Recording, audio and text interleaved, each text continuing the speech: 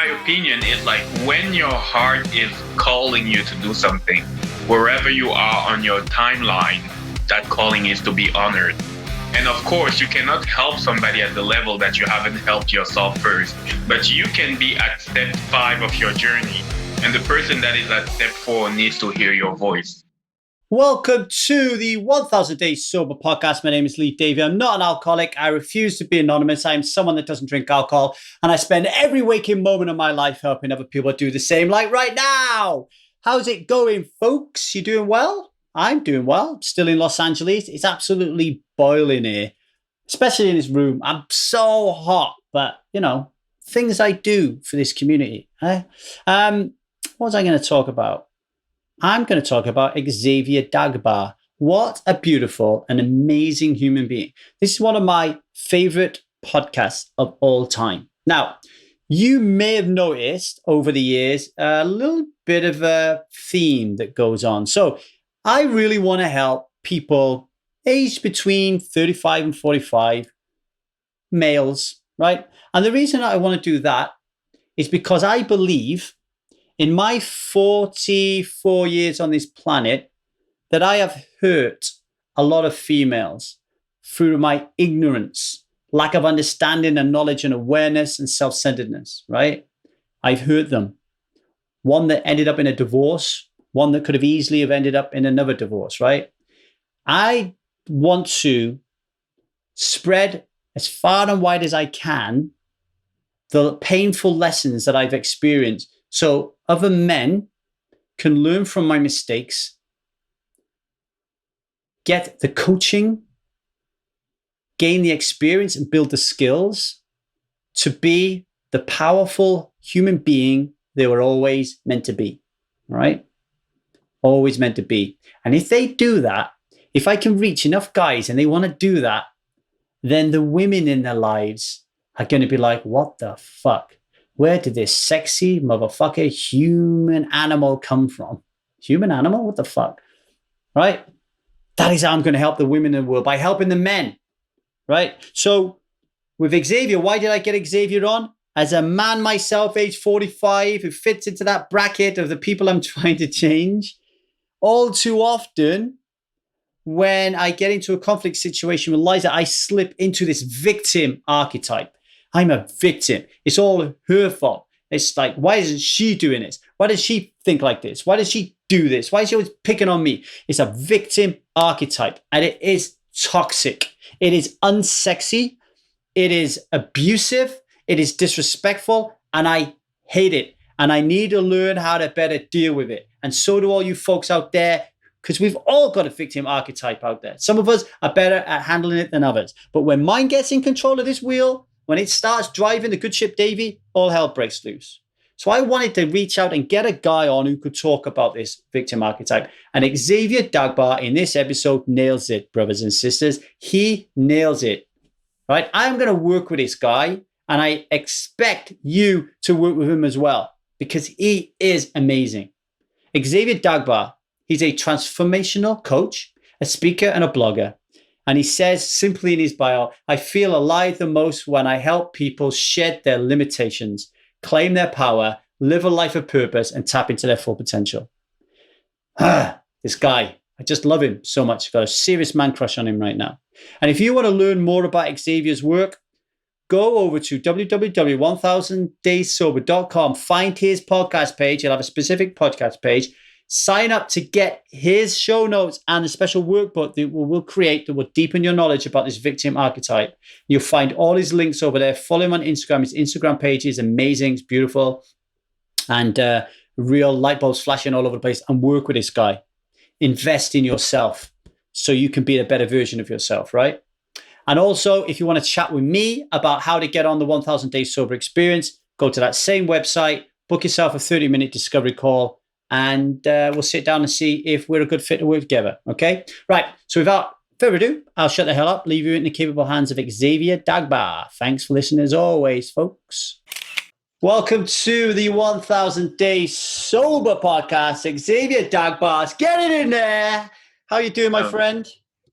I'm doing fantastic, brother. I'm really honored to be here, really honored to share with your audience, and hopefully some people can get something, whatever it is, out of this interaction. They'll get something out of it, sure. I was trawling through your Instagram. Do you know what? I was looking at your Instagram feed and I was so blown away by it. Like your beauty as a writer, the depth and the richness and the vulnerability and your ability to infuse stories with real teachable milestone moments. It had me hooked. And I was just like, do you know what? I'm just going to like go through his feed and I'm going to just like go through each Instagram post and say, Larry, let's talk about this one. Let's talk about this one. Because it was so beautiful. So straight from the outset, folks, press pause, go and find Xavier Dagba and follow him on Instagram right now. Stop it. Go and do it right now, okay? Because you'll forget at the end of the show because it's a beautiful feed. Thank you so much. Thank you for your kind words. And yeah, it's just like with every post, I'm trying to just transmit something, whatever it is. Before sitting down to write a post, I try to set an intention, what I want to transmit here. And if hopefully touches one person, that's all I'm in here for. What I loved about it, and it taught me a lesson, is you can tell that you're putting 100% passion, time, commitment, thought behind each and every post to provide the maximum amount of value for people, not rushing, oh, I have to do an Instagram post today. It didn't feel like that at all. It felt like complete love. Yeah. And, it's like there's that sense of community. There are people that have been following my journey, from day one, literally on that. So I built a little bit of friendship with them. So every time I come up, I'm like, those are my friends. I don't want to feed them garbage, so yeah. I really do my best to get in state and to really be as authentic as I can with them, because the times we are living right now, I truly believe that authenticity, owning your truth, is the currency of this new paradigm that we are diving in. I truly believe that it's the new currency. And people are so sensitive and so able to see through fake right now that if you don't come up as authentic and genuine, they're going to read you right away. Yeah, I like to be authentically fake. That's what I've been trying. I love it. I got a question for you straight out of the deck of cards, and we'll start with this, and then it will lead into what I want to talk to you about, which is victim mindset. Describe your expectations of how your life will develop around love, career, and health. How my life will develop. The first thing that comes in mind right now is fatherhood, because I have 2 kids, 2 under 2. And, it is the most fresh challenge in my life at the moment to lean into that space, to grow as a father, and especially to grow, to become a model of fatherhood that I didn't have myself for my kids. So the first thing is really becoming an empowering father and at the same time emotionally available for my kids, because I know that as dads, this is usually, we just focus on providing, but we withdraw ourselves emotionally. So my first intention is to be as emotionally available as I can for them, not only for them, but also for my wife, because it is just like, it is a shared responsibility. And I want to be as much a stand for the kids as I want to be for her. And it means leaning into the triggers, because she is right now the person that triggers me the most in the world. She's one of my big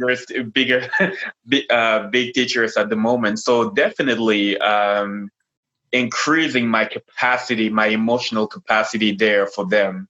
Career is like increasing even more the container, my capacity to impact people.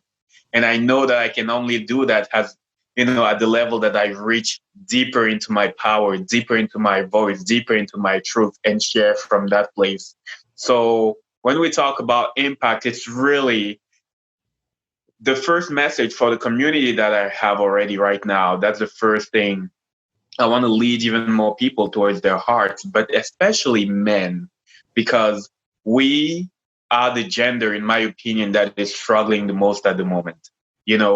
We are the gender that is struggling the most, because the invitation of our times is to have a reconciliation with our emotions, but we have been just conditioned to be separate from everything that touches emotion. So it is a new adaptation for men to lean into that, and we have very few models of men that powerfully model that for us. So the work is on self first, it's like I got to get my own shit together, but I also don't want to dive into the story of perfectionism. Only when I get there I will be able to help people. I'm basically at the space where, okay guys, come on, let's walk together. So this is where I stand when it comes to career, through coaching, through empowering, through courses, through all the things like that. It's really what I want to do. It's what my heart is leading me to do at the moment. It's interesting you say that, because somebody in my coaching group recently said that it's better to speak your truth out of scars and not wounds. And then when she said that to me, I was like, oh, I don't do that. I talk out of my wounds. I'm like, guys, this happened to me yesterday. This is where I am with it. This is how I learned from it. I'm nowhere near going to be a scar in this for another 30 years, but we're going to deal with it right now, right? Like, and that's how I grow. I mean, what's your thought around the scar wound thing? It's like there is an archetype that is really powerful, and it's the saboteur archetype. And that archetype is just the archetype that needs us to have everything together before we can dive into something, that we need to have the perfect things laid out, and that eventually we need to heal before we can fully help people. And I understand where it comes from. I truly honor where it comes from. But in my opinion, it's like when your heart is calling you to do something, wherever you are on your timeline, that calling is to be honored. And of course, you cannot help somebody at the level that you haven't helped yourself first. But you can be at step 5 of your journey, and the person that is at step 4 needs to hear your voice. And that's all that person needs to actually move forward. So I truly believe that it is important to work on strengthening and like it is important to hold both. At the same time, being on the journey of healing your own wounds, it is so necessary. But at the same time, powerfully sharing your journey can help the person that is just like one step behind you and that needed to hear, okay, it's possible to get to that next level. So I understand both, and I truly believe it's just a balance. It's like everything in life, right? I don't believe in waiting. I don't, in my opinion, when the heart is just like giving an instruction, it's possible to begin to put that in motion. Now, of course, you're not going to become a Tony Robbins initially, like, one shot, but there is somebody that needs to hear your voice if you heard a calling inside. That's a really beautiful thing to say. Like my wife said to me yesterday, last night actually, she said, why did you say X, Y, Z on your call the other day? It was about her, and I said, it just come up, right? So like in that moment, that was what my intuition, my feminine energy came up and said, this is what you need to use as context in this moment as a teachable moment. So that just comes to me. The other thing that comes to me there was with like your community is Thrive, right? Yeah. My community is Strive. Okay. So people on Strive, they're a group of people in different stages of stopping, quitting drinking, and living a kick-ass life. Yes. Now, the ones who have gone 1,000 days sober, right, or somewhere around that depth, they probably feel really comfortable and confident about talking and sharing advice and stuff with people who haven't had that much time. But I'm always trying to teach people that you could be on day 1, or you've had multiple day ones, and you've still got somebody to teach somebody who's on day 0, right? Like everybody has something to share that somebody might change their life. And it doesn't matter where you are on the status hierarchy. It's not only Tony Robbins and Preston Smiles and Zion Kim that change your life, right? It's Xavier Dagba, it's Lee Davis, anybody that says something that makes you go, holy shit. And you go down that rabbit hole and you come out a different person. Absolutely. And I totally agree with that. And I mean, really the intention, like when you share out of integrity, when you share your story out of authenticity, people are going to sense immediately when you are talking about a place where you haven't been yet. They will feel it, you know. But when you share out of integrity, there is a resonance that comes out, and the resonance comes from the ownership of the story that you're talking about. And when people sense it, they are inspired, they are in spirit right away, Mm. because you are talking about something that happened to you and that you either overcame, but you are standing strong on the process of overcoming.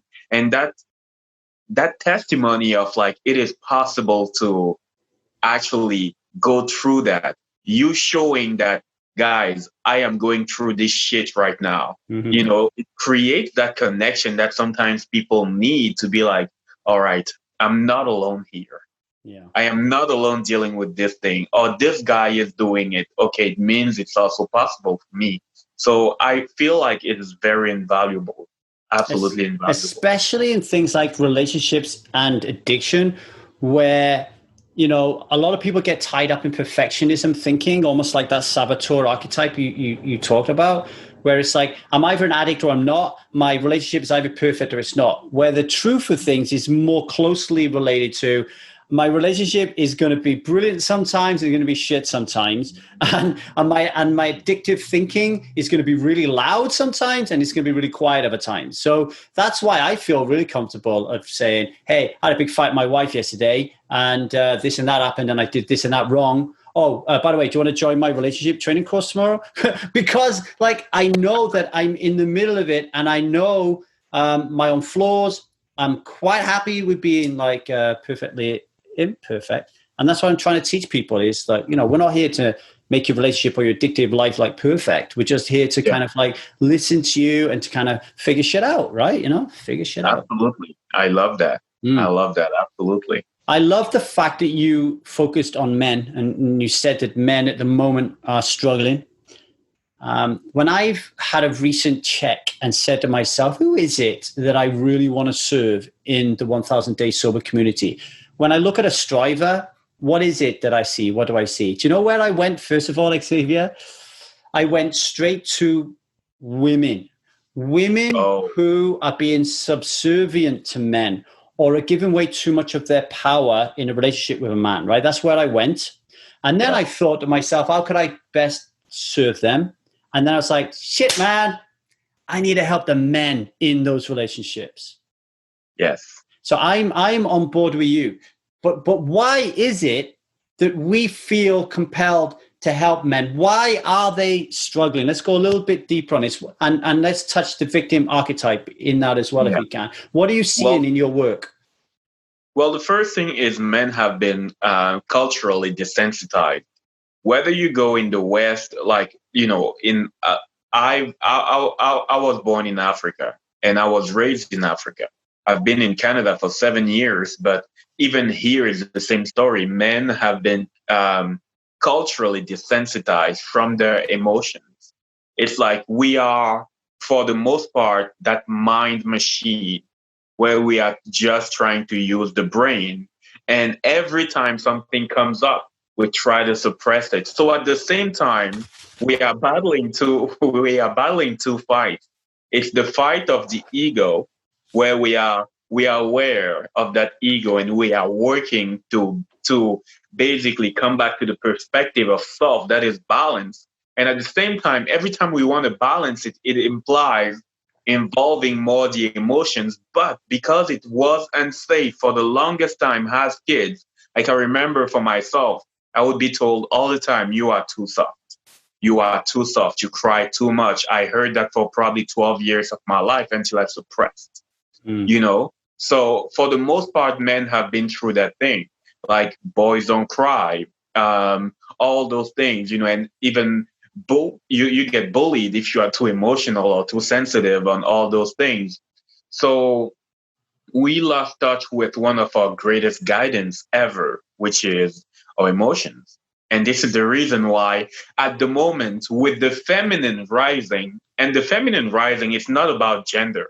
No. The feminine rising, it's about our feminine energy inside the body as well that is rising. It's as if we have a rebellion going inside the body where the heart is knocking at the door. Okay, bro, you got to let me out now. That's enough. Totally. So it's like that feminine is rising here. And usually men are suffocating that energy here. We are not willing to speak our emotions and to feel our emotions, to communicate how we feel. And this is why men struggle. And Mm. sometimes we need to numb it. So we use whatever we can to numb it, addiction, porn, whatever you can name, to numb those emotions. That really spoke to me.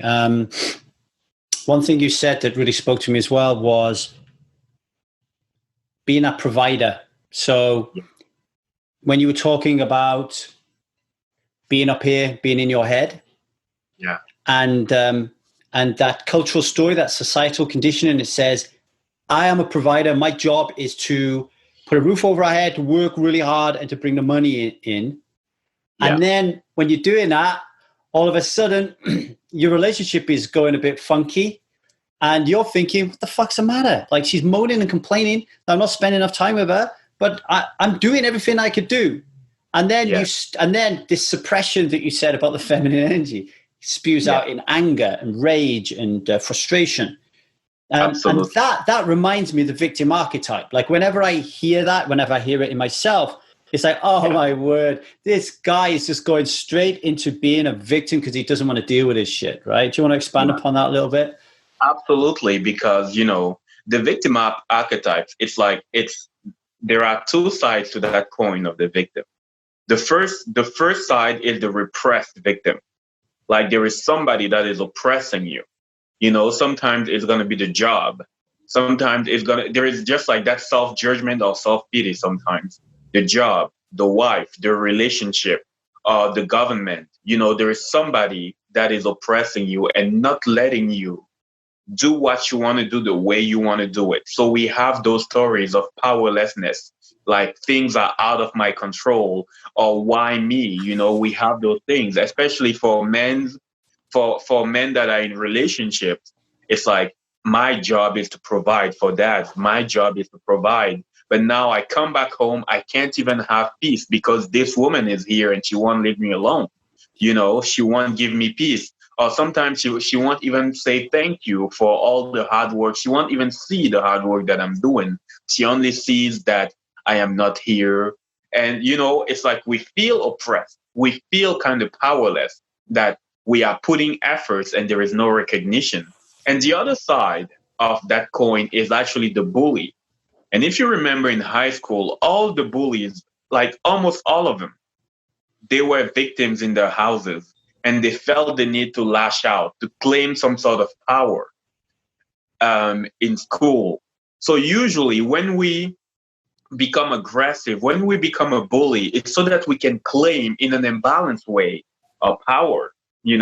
Because we feel so powerless, we need to attack. Because we feel so powerless, we need to be aggressive. We need to be a bully some way, somehow. And this is how so many men can turn out to be abusive in their relationships because because they feel powerless, then they turn out into bullies because it gives them a sense of taking the power back, right?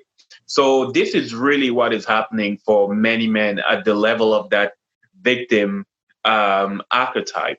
We feel powerless, and then in order to kind of get power back, we feel the need to be a bully, and sometimes very subtle. Sometimes it can be passive aggressive. We are passive aggressive.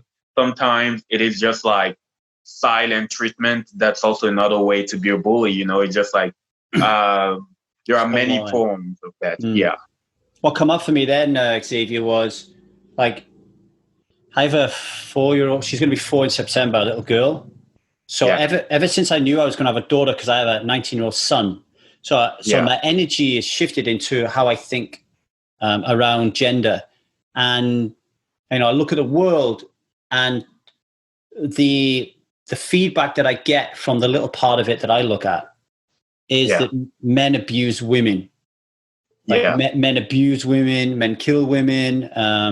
I'm talking about sexual abuse, rape, all that kind of stuff. And I ask myself, why? What is it? What's going on? And I can never get into a conversation with anyone about it for obvious reasons. Like, hey, do you Yeah. want to talk about why men? Hey, man, do you want to talk about why we're killing all women in the world? Like, but what you just spoke to me there about bullying and about oppression and the victim archetype, I can see that playing out from a Yeah. bully in the schoolyard all the way to them then really causing physical and sexual harm to people when they're older for the same reasons. Absolutely. And it all depends on the level of suppression. Hmm. It's like you can have been, it depends on the level of suppression of your feminine energy, of your emotions. Because there are some men that are brought up in environments where it is just weak for a man to show any emotion. And then they end up suppressing tremendously in order to belong. But what happens is you see that feminine energy here, like, especially it happens a lot when the woman is a very feminine, like she owns a lot her feminine presence. And we get triggered because that energy has been disowned within us. It's like your soul wants to come together. Just the same way your body heals if you have a cut. You don't even need to think about it. Your body will just heal. Your emotional body is primed to heal, to come home, to become whole again. But on the emotional level, we can suppress emotion. Hmm. We can just like block them up. We can refuse to feel. And when we refuse to feel, the emotional body doesn't have a way to heal. So we repress the feminine. And what are the reminders for healing? Triggers. So you are going to see a woman owning her femininity, owning her emotions, crying when she feels like, she doesn't feel right. And for many, triggers us a lot. She is crying, she is in her emotions, and we just get triggered because we have disowned that part of us. Then we get triggered because this is the way that the emotional body reminds you, okay, there is a part of you inside your body right now that is being activated, that needs to be reconciliated with you. And if you can't see that, you're going to fight back. You're going to feel like you're attacked. So triggers are huge opportunities right now for men to heal, especially around the feminine. And for men that have suppressed to a level that is extremely deep, they will feel attacked at the level that they will have to reply with a strength that is equivalent, and then we see this is not to justify, but it's just like to understand a little bit how this comes to happen, how those things happen. That there is a part of the podcast. The guy and the women and everybody else who edits this podcast, what he just said there in the last couple of minutes, that's the bit that we want to go and put on Instagram stories, right? Like that was gold right there. Like that if guys, if you didn't get that, listen to it a few more times, right? Like when you're facing your woman in your relationship or your man, right? Because feminine energy isn't gender based, and you're being triggered, understanding that, like, and put me right because you said it far more eloquently than I'm about to. That in a way, there's like almost like a solemnity to it. It's like, oh my God, she's got my feminine energy. Like I fucking want it. And you're getting really angry about it because it's missing in your life. It's like an ache. And then you deal with it because you don't know how to, because of suppression, by shouting out. Knowing and understanding that enables you to make a change, I guess. So I was going to ask you. So once you recognize and you understand that, how do you learn to be different the next time you see that feminine energy that is missing from you? How do you adapt to that, and how do you refill your stores of lost feminine energy? The first thing to do there is like to separate the message from the messenger. The messenger is the woman, is the person or the woman or the man that is in her feminine energy or in his feminine energy. So you understand that it's not about them.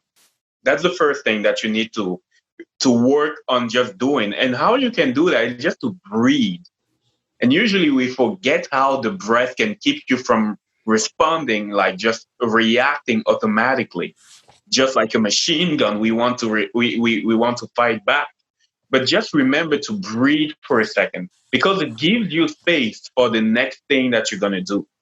And at that very moment, when you recognize that you've been triggered, it is so necessary to make it not about the person because it is not about them. They are just a messenger. And the message there was the emotion. The emotion is the thread that you need to follow. This is what brings you home.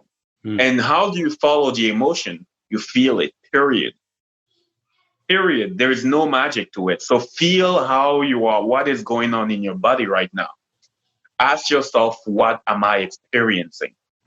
You know, ask yourself, like, if it's anger, like, allow yourself to sit in your anger just for a moment. We often feel like allowing ourselves to feel the emotion is going to kill us. No, I've never heard that somebody died from feeling too much shame. I've never heard of it. You know, I've never heard that this person was so in doubt or was so like, I've never heard of it. Now, of course, there are some complications that can happen when we resist the emotion and when we physically have symptoms of resisting an emotion. And then there is the battle within. But when you allow, when you breathe, what happens is you question. You just question it. Where is this coming from? What am I feeling here? Why am I even feeling this way? What is being triggered in me? And then I have another process that I usually ask people to, I get people to ask themselves. We are in this world of mirrors, you know, we mirror each other. So in that moment, something was mirrored back to you. And we have several mirrors. We don't just have one mirror, you know. And usually when I work with triggers with people, I ask them to look at three mirrors. The first one is the mirror of denial. You know, what do I see in this person that I know it is present within myself, but that I have disowned? That's the mirror of denial. And when you ask yourself that question, for women, it's so obvious. For men women relationship, it's so obvious. Sometimes we have a shitty relationship with anger. And it can happen that your wife, she can just get angry like that. She expresses it with grace, not destructive, but she just tells you, man, I am so angry right now. But you suppress the anger. And then because you see her being able to just like express the anger, like, who does she think she is? She can just be angry like that, you know, just casually angry. But You you can see I'm repress. laughing.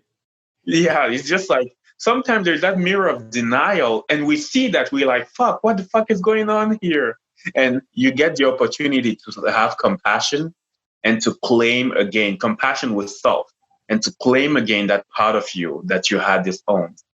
But you have to ask the questions. The second mirror is judgment. Ooh, I am seeing something in this person that I just judged so bad. And it triggers me when I see that. It is not about something in me that I have disowned, but it's just like this behavior altogether, I just judge it so bad. So when you ask yourself, is it something that I am disowning in myself? Then you get to become aware. The whole goal of working with triggers is to become aware.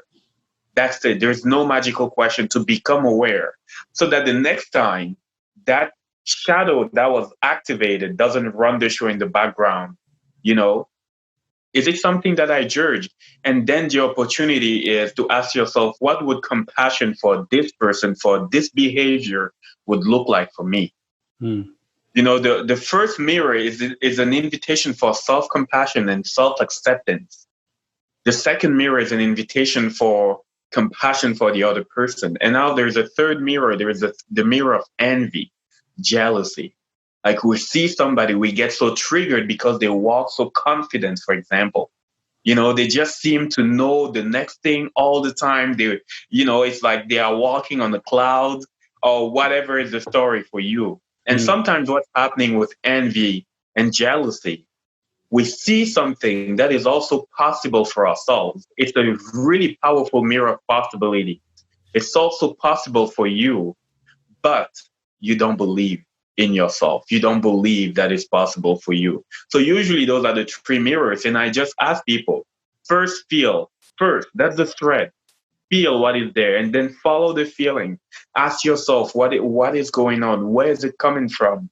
And then question those mirrors. Is it something that I own in myself? Is it something that I'm judging just so bad? Or is it something that I'm envying here? What is going on? And then you allow yourself to uncover a part of you that was in the shadow or a pattern that was in the shadow. And next time, and after you question that, you get to ask yourself, how would I like to show up the next time this is activated? That's it, because you are the designer of yourself at the moment. There is no right way to be you. Only you get to decide what it looks like. So how do I want to show up next time in compassion, in love for myself, in self-respect, and also eventually respect for the other person? So this is how I get people to navigate that. That's beautiful. And I guess you also have to have compassion with yourself and an I guess not thinking black and white in this, but let me just think this through. So expectations. So we want a high expectation that we want to achieve. That's why right in the beginning, I come out the gate with that question with you. What are your expectations of life, right? Yes. So in terms of what you just talked about, kind of showing up in the right way, understanding of those mirrors, we want to have high expectations that we're able to do that. But we also want to, in the beginning, I guess, temper our expectations a little bit so we don't put ourselves off by. Let me give you an example. So last night, me and my wife Liza, we were checking in. Yeah. And towards the end of the check-in, she said to me, you are really triggering me right now. And I'm really angry and I don't want to talk about this anymore.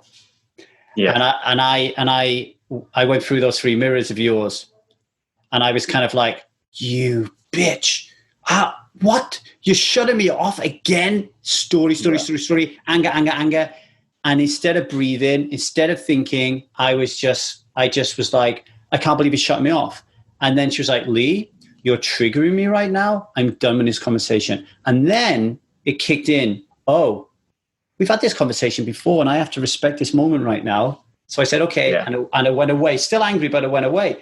Now I'm learning from you. Now, the next time we sit down and have a conversation, I'm going to react with it totally differently. I might breathe this time. So this is what I'm talking about. Like a lot of men may go into this situation thinking, oh, I listened to this podcast with Lee and Xavier. I'm going to fucking nail it tonight when I fall out with my wife. And then they try it. They try to empathize. They try to hold space. It goes wrong. And they're like, fuck that shit. I'm not going to do that anymore. Yeah. You need compassion with yourself, right? Absolutely. And there is just the give yourself permission to suck at this at least for 20 times. Yes. At least for 20 times until you become better at it. I thought you was going to say 20 years. Absolutely. Like totally, absolutely. Because there is always a new trigger that is going to come that's going to blow you off your feet. That is just what happens, And the other thing I just want to suggest to people is it is going to be messy.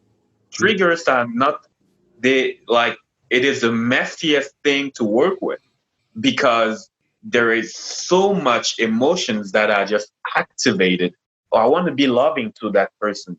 But at the same time, I am angry as shit. At the same time, I am hurt. At the same time, I don't want to be mean. At the same time, there are so many dynamics that go in there. And it is so important to just have what I ask people to do is to just use the breath as an instrument of regulation, to use the breath as an instrument of consciousness. It's as if you are giving permission for the steam to go out, to just let the steam out and you just breathe into it until you can go back to the self and really reflect back. Whew, okay, this is really what was going on. And in the middle of a conversation, it might appear just like your wife said, I am extremely triggered right now, and this is what I need. I need space. It has nothing to do with you, but I just need space. I am extremely triggered right now, and I want us to remain respectful to you. I don't want to lash out. So please give me a moment to just like navigate this, to just like process what's going on with me at the moment. Like this is usually, especially for men that are really, really, really intense. This is what I tell them to do. Like, and as I tell them to do that, I also tell them be the person to enable the reconciliation as well. Like, don't lock yourself up in silence. As soon as you are able to process what was coming up for you, be the person that enables and that comes back and says, okay, this is what was going on for me. And this is what was said. This is what was said. This is how I felt about it. And there is a lot of vulnerability in saying to a partner, this is really how I felt about it, or to a friend or to a boss, or regardless of who the person is, this is how I really felt about it. Because had you share how you felt, you also expose yourself to receive some negative criticism on how you felt, you know. But just like coming with with an intention, and usually mentioning the intention. My intention here is not to attack you. My intention here is to just honestly communicate what was coming up for me, so that we can find a common ground. And this works almost all the, like usually like magic for men, because they've never ever in the past allowed themselves to explore triggers that way. Yeah, and don't get easily put off if you open up and you're vulnerable and your partner stamps all over you because they maybe not even used to it. You know, you don't get, again, like I think the key message here is not to give up. I want to share a light bulb moment with you that relates to the three mirrors that I always find that like a personal account can help people kind of get it more. Yeah. So one thing that Liza does when we're in a potential conflict situation, or the conversation we're having is complicated and challenging, is in the middle of the conversation, she will just close her eyes and she will just start breathing, or she'll start tapping. Right now, when that happens, I get triggered. Now I know I'm triggered because I wish I could do that. I wish I was brave enough to do that. I wish I had the skills to do that. I wish I had the confidence and the courage to do that. I can see that now. So thank you for that gift. You are amazing. And you know what? There is something that came up powerfully for me right now. When you are able to see that, especially when it's a close relationship, when you are able to communicate that to the person, you also give them a powerful gift. You know? So if you are able to see, you know, those moments where we have a talk and you usually do your thing here and I just lose my mind. I just found out this is really because I admire that trait in you and I just own that capacity within myself. So I just want to thank you for displaying that for me. And I've seen my own wife just like sometimes burst in tears, right? Just because of the recognition. Like I was so triggered by this. I was so triggered, like almost losing my mind. And I'm so thankful that you were able to stand in your power, because now I'm able to see that it reminds me that it's also available within me. Yeah, I got really emotional then. And the reason I got really emotional was for me and for the world at large, right? This is what's going on for me right now is in the middle of that conflict, when you're across the table or the couch or the bed or whatever it is, and you feel so much animosity towards this person because of the way they're behaving, you're showing me that at the root of that animosity is deep, deep, deep love and respect. Now, not all the time. There are times when we're in an abusive relationship and that's not happening. But in my relationship right now, the animosity I feel comes from love and deep respect for that person. And what a fucking crying shame if you aren't able to turn that round and let them know that that's what's happening and to fix that. How many broken relationships and divorces have people had when they really, really loved and respected somebody? They just didn't have the skills to be able to figure it out because they didn't work with someone like yourself. And they actually go to the divorce graveyard actually thinking, this person is a horrible person. But really and truly, you respect them so much, you just don't even know. Absolutely. And it's like giving the recognition and giving the credit to the other person after we find out, because usually in the middle of the trigger, you would need to be an enlightened being to just like, to process it like in a second. And of course, how you do it, you as you practice it, you get better at it. But Mm. coming back and really after you saw it and be able to say, okay, that thing, this is really what was going on, and I need to thank you for this. I need to, because every time there is always something that I tell people I work with. There is a power archetype associated to the victim archetype, and that power archetype is the light warrior, is the warrior archetype. And that archetype is the part of you that is willing to stand in equanimity, to understand that all your power has always been yours. Like you are not, or you have never been the victim of anyone, and that warrior is not an aggressive one. It is a part of you that is assertive and that trust. When you have deep trust for your power, you don't need to demonstrate violence. There is no need for that. There is just assertiveness. There is mastery, emotional mastery. So that warrior is the one that really harness the power of your heart. And when you are working with triggers, this is what you're doing. You are literally expanding your heart. You are expanding your emotional capacity. And the more you expand your emotional capacity, the more you activate that archetype, that warrior archetype that is capable to stand in the midst of chaos, because triggers often look like chaos.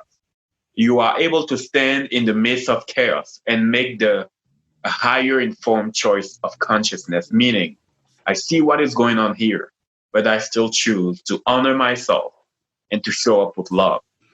This is really the goal of navigating through the victim consciousness and to claim the power of the warrior through that. This is really important, folks, because if you think about it, we're a community of people who are trying to remove alcohol from our lives. Yeah. The thing that stops us from doing that is our desire to drink. And our desire to drink comes from our triggers. And our triggers are not related to alcohol. We're not triggered because we miss the taste of cider. We're triggered because there's something in our life that is out of alignment of the way that we really want to live our life. And a lot of us don't even know anymore who we are. We have no idea who we are, but we're starting, because we've started to do this work and join Strive and join Thrive, that the kid that you left behind when you turn into a teenager who just wanted to adapt to this world and fit in, that little kid wants to kind of emerge. Like, I give an example. In my first life when I was drinking and I was married and lived in the UK, everyone knew me as Ching because I'm half Chinese. Everyone knew me as Ching, right? I've now opened up a Facebook page and I'm starting to talk to old friends. And as I'm going to say goodbye to them, I'm nearly writing Ching because that's who they know me as. Yeah. But I'm not Ching. Ching was a shame-based personality type that emerged out of the fact that I sold my soul to the devil when I was a kid to fit in.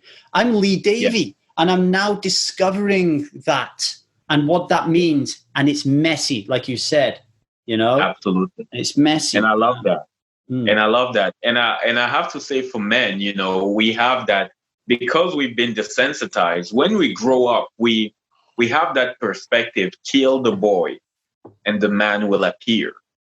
And that is the most, like, for me, is the most, at the moment, disgusting thing you can ever tell to a young boy. Yeah. It's not about killing the boy. It is about healing the boy. Heal the boy and the man will appear. The balanced man will appear. The man in power will appear.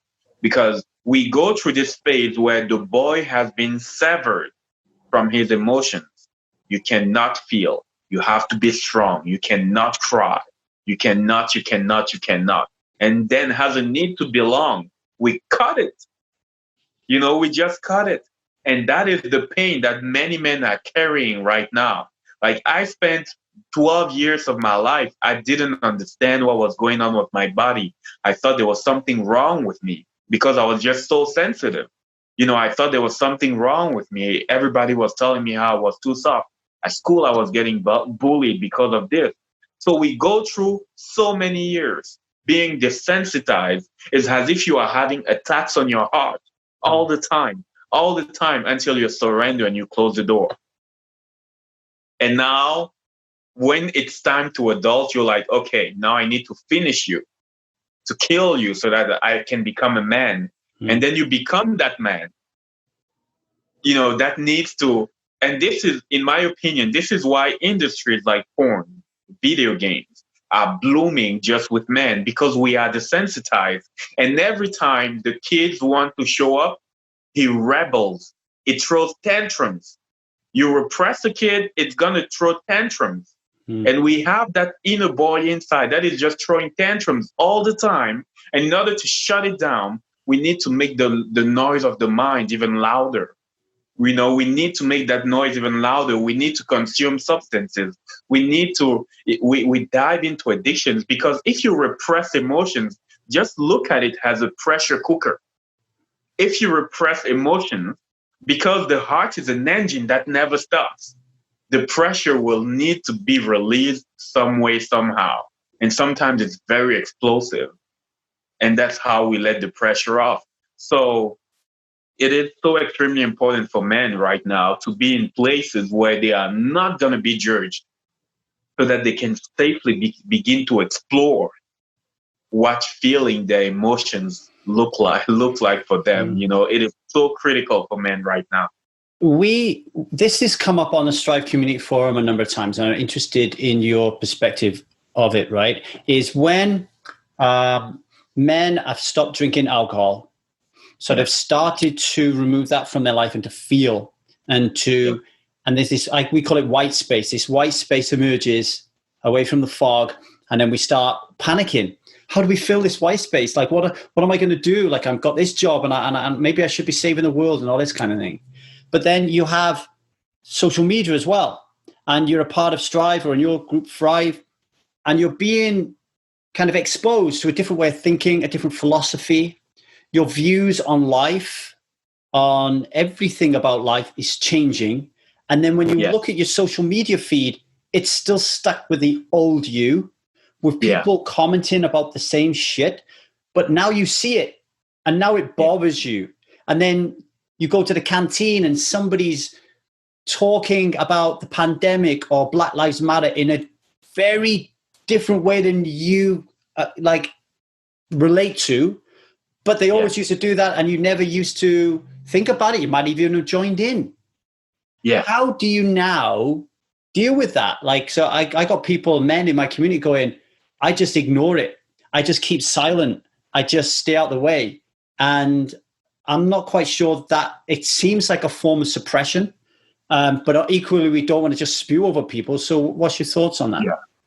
Well, when it comes to, it depends on what your intention is, really. From my experience, changing the minds of people is the hardest thing ever, especially when they are not ready. And try to change their mind is so extremely complicated when they are not ready at all. So personally, what I do is I only share my perspectives about a topic outside of social media when somebody asks. When somebody comes to me, somebody is like, what do you think about it? And I will always tell them, here's what I see things. And as we engage in this conversation, I invite you to be very open to agree to disagree.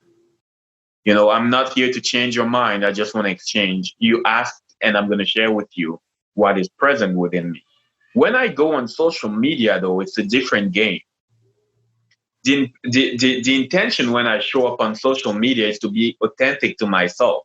And I am sharing a perspective so that another person can look at it and be like, oh, I like this. So there is a conversation that is different here. It's like, I've put it out there so that if it helps somebody, great. If it doesn't help you, scroll down, move to the next social media account. So for men especially, we have that tendency to, and it's also part of the warrior archetype. We want to leave the world a better place than we found it when we wake up. Mm. This is part of the warrior archetype so much. I am leaving the world a better place than I found it. Men have that. It's just like instinct. We carry that energy. And when we are not awake yet, that energy is in balance. We repress people.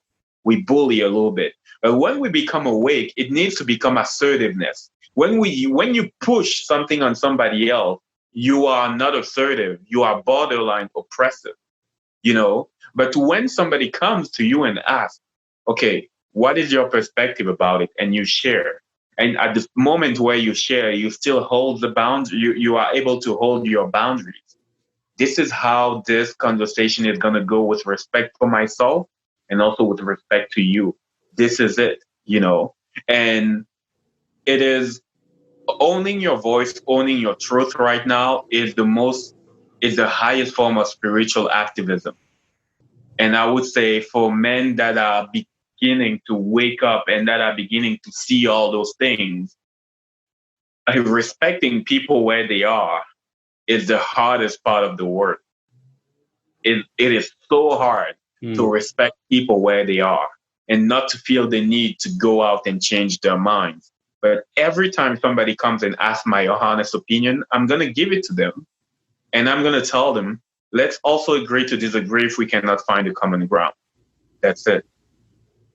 How do we deal with differences? Like this come up on a call that I had just before you actually was, when we often say to our partners or people, I think we're just going to have to disagree or agree on this. It always kind of, for me anyway, it kind of ends like a little bit kind of off.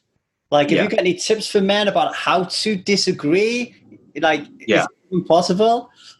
Are you willing to respect their journey? This is usually the question that I ask myself. Because one thing that is true is if you had been through the conditioning that this person had been through, and also what it means for them to agree with you, because sometimes what it means for them to agree with you is huge. Like, let's talk about something like drinking. For so many people, drinking is related to religion. For so many people, drinking might be related to the peer group, to how things were done in their family, to how they used to connect in their family. Maybe that was the one thing that men used to do in order to connect. Now you are asking me that I should drop that bottle? You crazy, man? You are asking me to betray my lineage of men. I can't do that. That's just an example. And when you are willing to get genuinely curious on the journey, it's just like, I get how you would be stuck on thinking this way. I get that. I respect that. And for me, it works wonders. When you are able to to get curious and to also understand that most likely because of their conditioning, letting go of this opinion that they have right here means a lot more to them that I can see, and I'm okay to let that go. It's like, this is how I see that, because the conditioning is so strong and so powerful for so many people. And sometimes letting go of an opinion means a lot more that we can see and understand from our perspective. Sometimes for them, it means betraying the family, betraying their tradition, betraying a mentor, that actually gave them that opinion. So with that in mind, I find it easier for myself to just let go and to move on. And we've all also been in conversations with people who are more enlightened than us, who have a difference of opinion than us, who just who produce their not objections even. They meet your spew with grace. So you can go, oh, I can learn from this guy. How did he just do that? Yeah. And one thing that works a lot for me in my community is just, I see you. Like, I see how you can think that way. I see how it could be hard for you to let go of that. And that's okay for now. That's it. I see you. I hear you. And usually when you are willing to give people recognition, it's just, oh, I see how you don't need to agree. It's just like you recognize them. I see how you could think that way. I see how you come about, this belief. And yeah, that's you can agree on, at least you can agree on the journey without invalidating their journey. And when you are willing to give them that, sometimes that's all they need. That's all they need. And sometimes it even opens the door. Maybe 2 months from now, they're going to be like, the one thing that you told me, I've been thinking about that for like 6 weeks. It wouldn't leave my mind. Can you tell me more? I've had that so many times with guys, so many times when I would tell them, okay, the trigger that you felt was most likely because of it, and they lost it. Yeah. They're like, what are you talking about? That blah, blah, blah, blah, blah, blah. And I'm just like, okay, brother, I see you. Maybe think about it for a moment. And when we have another conversation, you can ask me, when you are calmer about it, please ask me more and I will explain. I'm not here to attack you.